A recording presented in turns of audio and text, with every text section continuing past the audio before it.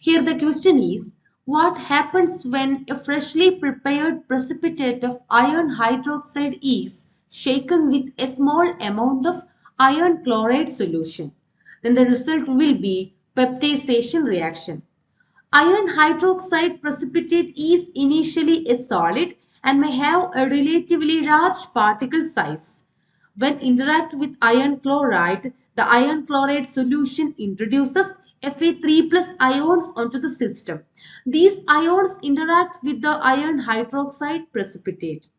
The presence of Fe3 plus ions from FeCl3 causes the aggregation of ferric hydroxide particles to break down into smaller, more stable colloidal particles. This process converts the precipitate into a colloidal solution.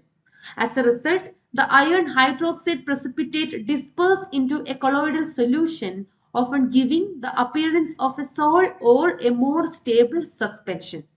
The the peptization occurs because the Fe3 plus ions adsorb onto the surface of the iron hydroxide particles. It makes them more stable in the colloidal form and preventing them from settling out of the solution. The second one is, what happens when persistent dialysis of a colloidal solution is carried out? Then the result will be coagulation. Coagulation is the process by which particles in a liquid aggregate to produce a clump or gel-like mass, leading to the separation of the solid phase from the liquid phase.